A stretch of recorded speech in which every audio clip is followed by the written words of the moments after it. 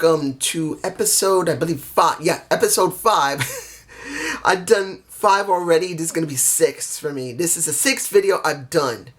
So this has been hard, guys. Look, if anybody's ever thought about what it'd be like to book wrestling and wrestlers, I'm telling you now, it's hard. It isn't just to sit down and just say, I want to make this story. You got to really think about what would be good for the characters, what would be good for what would make either a title work or the circumstances, what's already going on with other types of storylines. And I was trying to think about, do I combine this one with the storylines I've already done? And it's like, it's hard. But I hope you've been enjoying the last 4 episodes of Booking the Wrestler Impact Edition. Now, here's number 5, and it's got a very interesting situation. As it stands, I'm not going by current storyline. At this time, Hard to Kill is going to have the Bucks, well, not the Bucks, but the Bullet Club, pretty much, with the Bucks included and Kenny Omega and the Good Brothers. That's what's basically kind of beginning to build. Looks like it. In this situation, you're not going to have the 6-man tag that's going to happen at Hard to Kill. You're going to have the Good Brothers go up against the Motor City Machine Guns at Hard to Kill. And in this situation, the Motor City Machine Guns win back their titles. Now coming into this, because every Hard to Kill is on a Sunday in all these storylines. And this Tuesday, when Motor City Machine Guns of Shelly and Sabin come to the ring and they say, we are so happy that we managed to prove that we're still one of the best tag teams in the world. There's no one that has ever challenged us. Guess what hits? The Bucks music. The Young Bucks come out with a little partner behind them. And they say, hey guys, how you been? And Shelly and Sabin look back and say, hey, Nick, Matt, what are you guys doing here? It's good to see you. I mean, we're glad you're here, but why are you here? And why are you interrupting our moment that we're telling the people why we're so happy? And they come to the ring with their partner that's tagging behind them. And they say, well, here's the thing. We watched Hard to Kill and we were very impressed. You guys went up against our bros of the Good Brothers, because we were all in the Bullet Club together, and you beat our friends. And Shelly says, whoa, you're not going to start something with us, huh? He said, no, this is, their feud is with you, along with Kenny. Understand that we know the deal. We know that Kenny and the Good Brothers they're having an issue with us, but we're neutral. We are neutral. We're not in this. We're not for or against. This is for them. We still love them. But this is them. This is all on them. But for us, we want to do something special. Look, we've been champions for 6 months now in their storyline of AEW. And we want a challenge from the best of the best. And when we were here with you, you were the best of the best. So for us, I think this might be one of the best times to have champions versus champions. We're about to have our all out. And we're really wanting something special. No, not all out, all in. Sorry, I said all out. All in. And they're saying, why don't you come to All In with us? And why don't you have a match with us? Not for title to title, but just the best of Impact versus the best of AEW. Why not? It'll bring us ratings. It'll bring you ratings. It'll bring us some money. It'll bring you some money. And the best thing, the 2 best tag teams will show how great they are. And at that moment, Kenny comes out with Anderson and Gallows by his side and says, hey, what are you doing? Buddies, why are you here? And Kenny comes down to the ring with Luke and Anderson, and they're going like, look, we're not in this. We just want to set up something good. He said, why don't you set up something good with our boys here? From the club, our club. And they say, yeah, look, We love you. You guys know we love you. But you lost the titles. You may be one of the best tag teams in the world, but you're not the best tag team in the world because the Machine Guns got it. And until you get it back, and if you can get it back before All In, that's something entirely different. Until then, we need to do business. Business is money, and money is the Bucks versus the Machine Guns. And Luke and Anderson did not like that. They got thoroughly pissed, and they said simply, look, we love you, and this is why we're going to give you this opportunity to get out of the ring quickly so we can handle our business, get things settled, get our titles back, and then we can challenge you at All In. And the Bucks are like, hey, all good. They leave. And they were ready to start fighting. And Hangman Page, who was the little buddy behind them, they're saying, hey Page, hey Adam, come on. Come over here and help us destroy these two chumps. And he had been on the fence for it. He's still going by the storyline of not really fitting in with the club, with the Elite, with the club. And he's like, dude, what, come on. I mean, the Elite has always been special. The club mixed with the Elite has always been special. And Hangman Page has never been 100% right. And he's like, look, I'm not in this. I'm not. Then they said, just stay right there. And they proceed to beat the crap out of the Motor City Machine Guns. And they get pissed off as hell after it's over.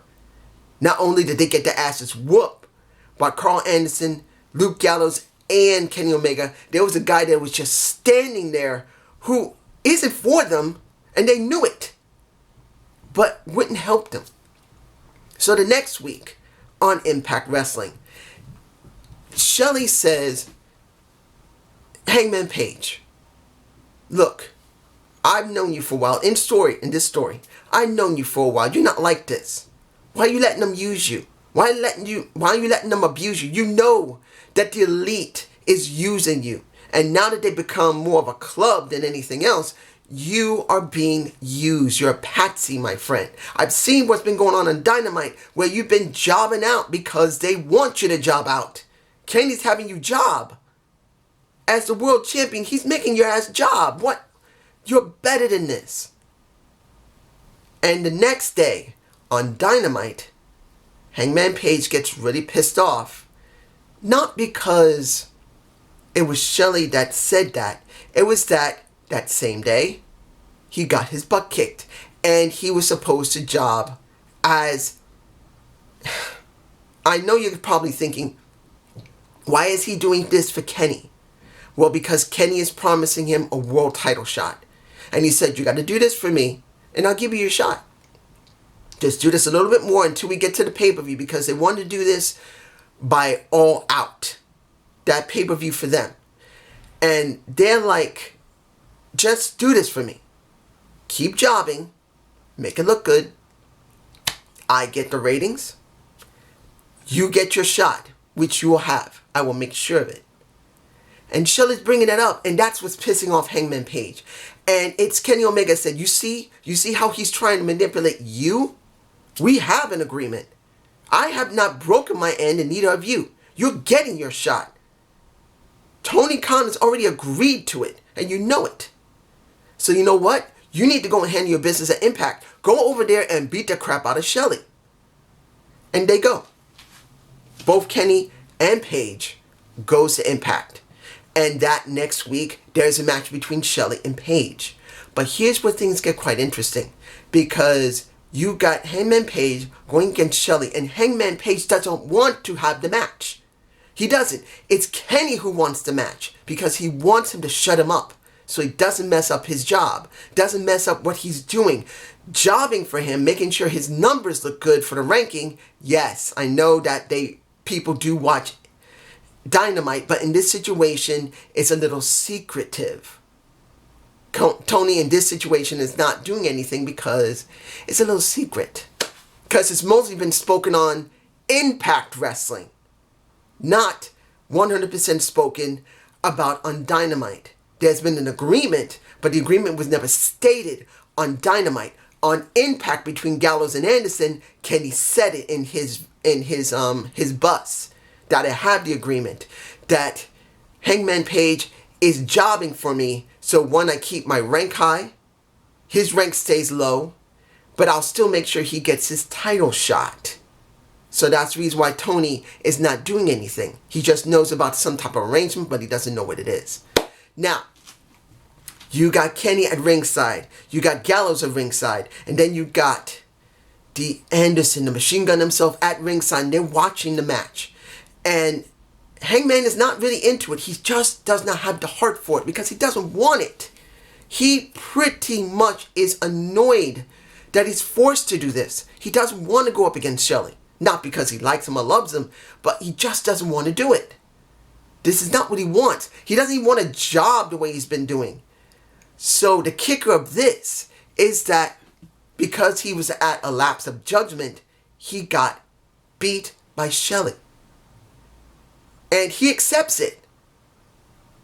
All three of them are angry. And they're saying, what the hell is wrong with you? And he accepts that he lost and even shakes Shelley's hand. But then all three of them, and that is the Omega, the Gallows, and the Anderson, rush in and start beating up on a Shelley. Sabin comes out from the back, but he gets laid out right when he's about to get in because Luke has some brass knucks, knocks his ass out. He's on the ground, laid out, and they're still beating up on him. And finally, Hangman snaps, and he shoves them away and say, what are you doing? Stop. And it's Kenny looks at him and says, you'll lose your shot. And he says, you know what? And he shoves him and said, I lose my shot. What are you going to do? And then they start beating down on Hangman Page until some music plays that you would not expect. Some music plays that no one expected to actually be hearing.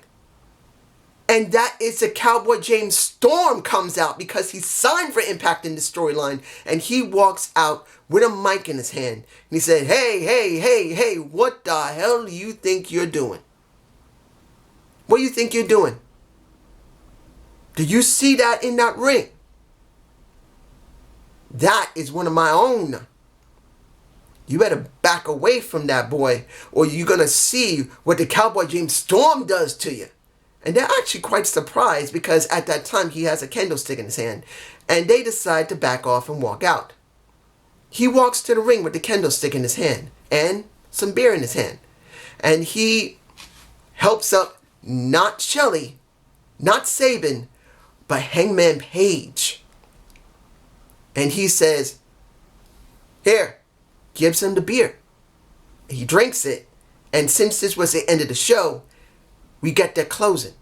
Now, next week on Dynamite, you see the James Storm come to Dynamite, and you see pretty much he's depressed now, even more than normal. He's drinking, and this is let me give it to you like this. Adam Page is just frustrated for so long. He wants a tag partner in the Kenny Omega, but he knows he can't trust him now, and that angers him and it makes him want to drink. So he is at a bar, at Daly's place. But then, as he's drinking, he says, is the whiskey good? He sits down right next to him and said, let me have some too. Barkeep calls him over, gives him some liquor. And James Storm says, might I have some peanuts? Grab some. Page says, what are you doing here? What do you want? He says, what do you mean what I want? You're Hangman Adam Page. I am the Cowboy James Storm. We're cowboys. We make sure everything belongs to us. You don't take the Hangman's moniker just because you come from a place where cowboys come from. You take the moniker like I did because we know we are the damn best. We are the best there is. But we've been floundering. I used to be a part of Beer Money. I used to be a part of the best tag team that ever been known in Impact Wrestling or anywhere in the world. But now look what happened. I've been without a partner. My original partner is now in a place where he's tormented because he sits in the back in catering. He lets Bobby Roode get buried. He tells the truth. But I need a partner. I'm a tag man. You need a partner. You're a tag man right now. We could handle anything we want when we're ready to be singles competitors. But right now, we are tag competitors. Both of us want a tag team partner right now. When our time comes, we'll break up and we'll go single. But both of us need tag partners, and we need it. So for us, right now, there's nothing else. The Cowboys need to work together. So I think the true outlaws of professional wrestling should team up. We should team up and go after the Impact Tag Championships and show those people that they're no match for us and tell them sorry about your damn luck. And he looks at James Storm and says, you really want to tag with me? Knowing my track record. And he looks at me, as he would say, you look at me and you see I'm just a mess. And he says, boy, you drink, so what? I drink, so what? We'll keep each other company. We'll enjoy the liquor. And we'll show them what a real party is like. Because Cowboys know how to party. So they agree. And for the next 3 months, they go through the entire tag teams of Impact Wrestling. They go through the Rascals of Wentz and Desmond Xavier. They go through XXXL twice. They wanted to prove a point that it didn't make a difference how big the guys are. They could whoop their ass. They go through Falaba and TJ Perkins, at this time who is not the X Division champion. And they beat them twice. They also go through Reno Scum. They beat them 3 times. The first time, it was just fun. The second time was to prove a point. The third time was just to humiliate them. That is what they did with everybody. Yes, it seems repetitious, but they wanted to prove to everyone that they were the best tag teams that exist in Impact Wrestling. And then when it was time for Bound for Glory, when Carl Anderson and Luke Gallows had managed to regain their titles again for a little bit of shenanigans with the Kenny Omega by their side, they get their shot. The second last match of the night, of course, because the world champion would be the ending of the match. I mean, the match of the show, I'm sorry. You get the true outlaws of Cowboy James Storm, of Hangman Adam Page, versus the good brothers of Luke Gallows and Carl Anderson and Kenny Omega by the side. And you could see the match is very well made. Luke Gallows is the power of the entire match, and he dominates for maybe a third of the match in the beginning. But he gets worn out very easily once they took out one of his knees. And then you got Carl Anderson, who had to carry the rest of the match for a Luke Gallows. But it didn't make a difference, because in the end, the true outlaws win the Impact World Tag Team Championships. And when it was done, this is where it gets interesting. When it was done, it was over. They didn't stay in the ring like a Stone Cold Steve Austin and grab some liquor. No, they grabbed their titles. They go out. You see the camera, see them in a pickup truck, and they drive away. And for the next 2 weeks, they don't show up on Impact. You see them at damn bars getting drunk and starting fights and showing how good as they are as outlaws. And on the 3rd week, they come back to Impact and they say, welcome to the new era of Impact Wrestling, of the true outlaws of Hangman Page and the Cowboy James Storm. Sorry about your damn luck. And that's where it ends. I hope this makes some sense. Okay, that is it for episode 5 of Booking the Wrestler Impact Edition. I hope you enjoyed it. I know it's a bit choppy. it's kind of hard to work on the fly. I mean, I had some notes, but have to add a little bit more that I didn't think about. I really hope you enjoyed this series. Please tell me how you feel about this. Drop a like. Tell me I'm doing this. As of this moment now, the first video has been uploaded of the World Championship. And I got one comment, which I'm very thankful for. And I really hope the rest of you guys enjoy it. Peace.